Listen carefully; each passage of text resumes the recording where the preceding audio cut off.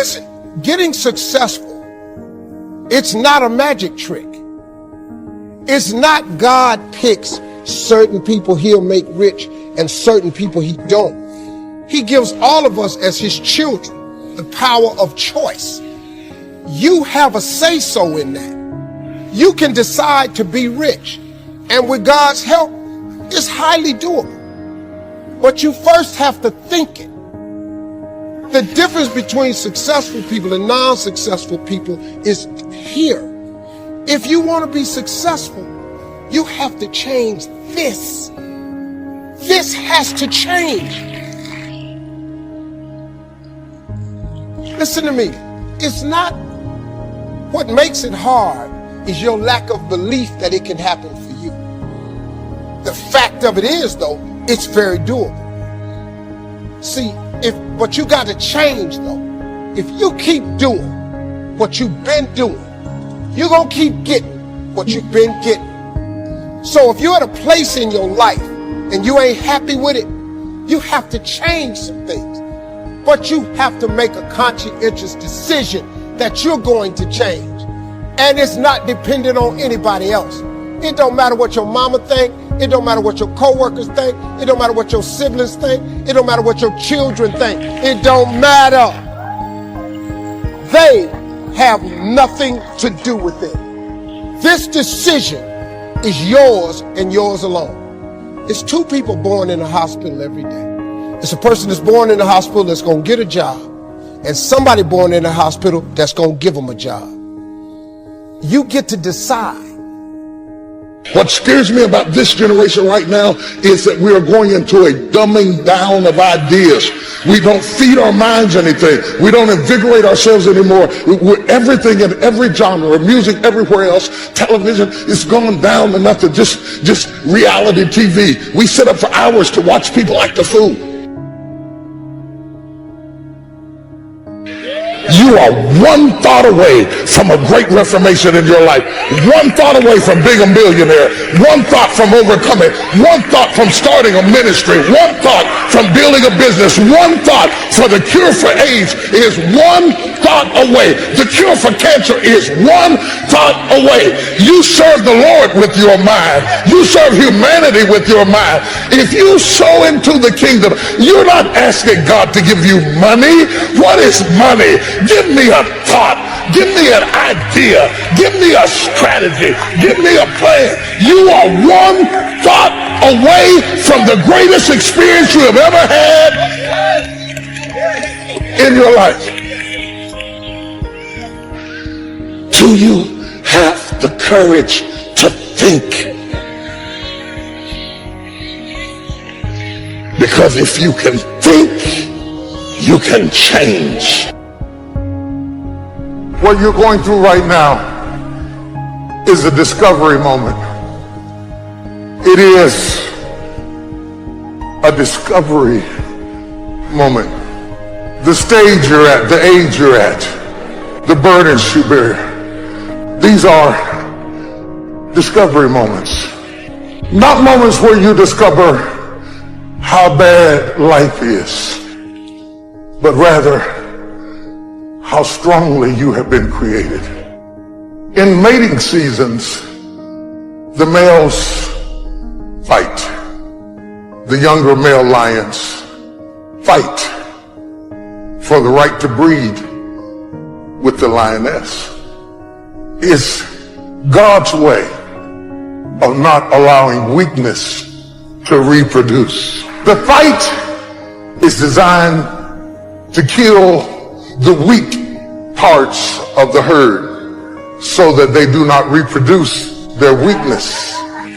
The strongest lion reproduces so that the next herd is born in strength. Baby, only the strong survive. You can break if you want to. You can turn around and give up if you please. But God said, I'm not going to put my fruit in somebody who quits. God says, I'm not going to pour my investment in somebody who walks away. But the last man left standing, God said, I'm going to pour that into you. I have learned that even in my own life, Experience kills off the weaknesses. Your childishness begins to die. Your fear begins to leave. You look at things now that you would have been all upset about 10 years ago. And you say, oh, it'll be all right. It'll be all right. Don't worry about it. It's not that serious. Because that foolish part of you died in the last fight. That silly part of you died on the last battlefield.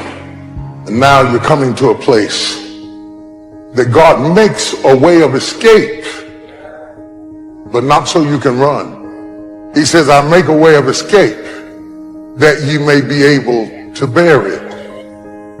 People who gossip, people who spend their lives curious about other people, do it at the expense of never discovering who you are. And the reason you're so interested in who somebody else is because you have not invested enough in discovering who you are. This is a moment of discovery for you to find out who you are and what you are made of. Don't let your life be that you give more to others than you do to yourself.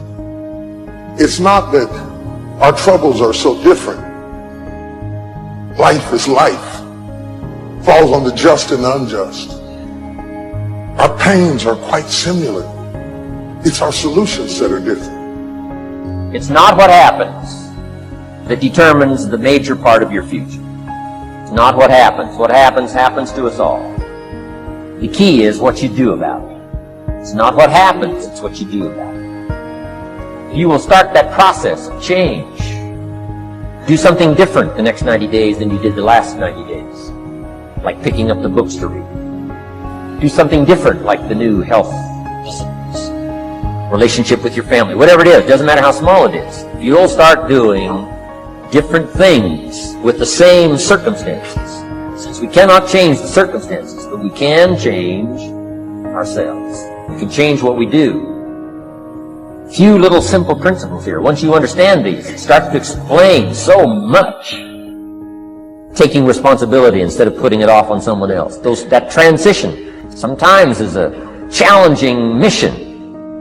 You don't have to change what's outside. All you've got to change is what's inside. Don't wish it was easier. Wish you were better. Don't wish for less problems. Wish for more skills.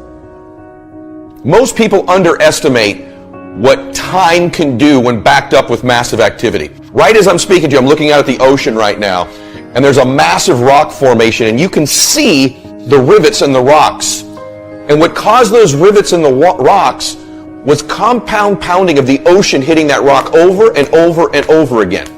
And over time, that ocean breaks the rock down over time, where you can see the breakdown in a rock that water does hitting it.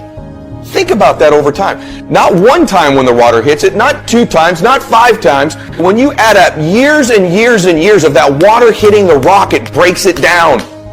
And that's like getting through to your dream. You have to be like that water hitting the rock I'm staring at right now, that over time, that compound pounding breaks down the barriers, breaks down the obstacles, breaks down anything in your way of getting to your dream. And here's the crazy thing about most people. They will give up on their dream before the compounding has been allowed to kick in. So they'll work at it and they'll work at it and they'll work at it and they don't see the breakthrough. But what they don't understand is that rock was getting ready to break if you just keep pounding against it. But because most people don't see the evidence, see, if you watch that water hit that rock over one day, you're going to see no difference. Maybe even 5 years. But you have the compound pounding of every wave hitting that rock over and over again. There's an inevitability to the breakdown of the rock. That's true of your goals and dreams as well. There's an inevitability to success. It's not a matter of if, it's a matter of when we adopt one more, when we adopt compound pounding. Do you know the kind of confidence you begin to have when you just accept in your life that I am going to be relentless, I'm always going to do extra, and you accept the fact that all things break down over time. All the barriers will go away, all the obstacles will go away, everything in your way will go away if you keep after it over an extended period of time. Most people overestimate what they can do in a year. They do. They set up goals for a year and they overestimate where they're going to get to. And they dramatically underestimate what they can do in a decade. And the reason for that is most people don't understand the power of compounding. So I want you to accept today that you're going to be relentless, that you're going to keep coming, that you're like a dripping faucet. Other people are going to get slowed down. Other people are going to take a break. Other people are going to flinch. Other people are going to cool it. Other people are going to believe they've made it. Or maybe some people are going to believe they can't make it. But you're going to be relentless. You're going to be repetitious. You may not be the fastest. You may not be the smartest. You may not be the strongest. You may not be the most beautiful. You may not have the most articulate thoughts and ideas in the world. But what you got is compound pounding. What you got is one more. And when they get weak, you just keep company. When they flinch, you blow their doors off. That's how you win in life, is you keep getting after it and keep getting after it until the job gets done. You show me somebody who can succeed. So a lot of people can be excited for a day. They can be excited for a month. Some people can be excited for a year or 2 or 3 years. But the winners, they stay excited as long as it takes to get the job done. They keep after it until the job gets done. They never stop. They're always after it. And that's where their strength comes from. That's where their confidence comes from, is knowing their capacity to keep coming at you, and that all your competition's going to get weak. They're going to get tired. They're going to surrender. They're going to give in. They're going to think they made it. They're going to take a break. They're going to cool it. And you just keep coming. It's just nature. Just like the nature of the ocean against that rock, it's just nature that you run down your dream, that you knock down your dream. I want you to buy into the fact of an inevitability of you winning, that it's inevitable, that it might not be a year or 2 years or 3 years, but you're going to stay excited and you're going to keep doing one more until the job gets done. See, I accepted a long time ago I wasn't the smartest, the best looking, the fast enough, with the best background, the most connections. I didn't have any of those things. What I could control was my work ethic. If you think that I have a little bit of success in my life, I can tell you what I attribute it to. Yes, self-confidence. Yes, mindset, visualization, goals. When you get to winning, for me, it's come down to maxing out. And what maxing out means is you do one more at least than you think you're capable of. So when you're done, whatever you're doing, whether it's at the gym or phone calls or meetings or in sports, one more shot, one more throw, one more swing of the golf club or the baseball bat, the separator is for the winners, they do one more. And so I want your mantra going forward to be one more. Today's message is very simple. You can win. You should win, and you will win. I want you to feel this. You will win if you just keep coming. You keep getting after it. You keep doing one more. You can control this. You can't control all the exterior things in your life, people's attitudes, how they treat you, who hates on you, who lets you down. But you can control this. You can always go 46 instead of 45. You can always go 11 instead of 10. You can always make the next phone call. Always do one more meeting. Always do one more. Always, always, always. And I promise you, you will knock down that rock that's in between you and your dream and make them come true. You can quit if you please, but you got what it takes.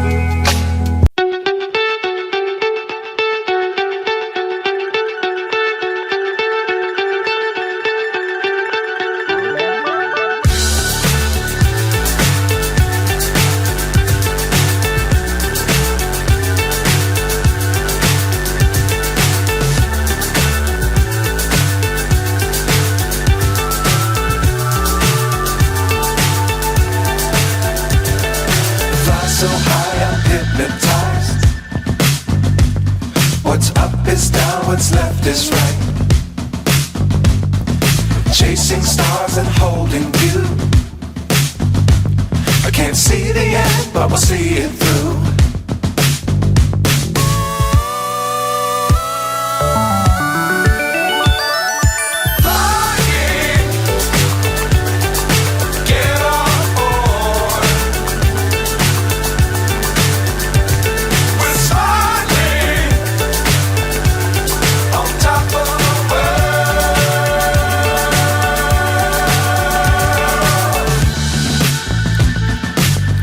Times don't fly too high. Be sure to keep the ground in sight. Fly forever if you keep it tight. Love the world but keep the sky on your mind.